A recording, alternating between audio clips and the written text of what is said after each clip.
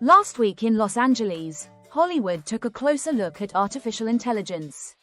At the Television Academy's third annual AI Summit, filmmakers, technologists, and creators gathered to explore how generative AI is already entering real production workflows. Live demos showed how AI can help generate music variations, visualize scenes before filming, and assist creators as they build characters, worlds, and stories. The conversation has clearly evolved over the past year. While earlier debates focused on the risks of AI replacing jobs, many creators are now exploring how these tools can speed up production and expand creative possibilities.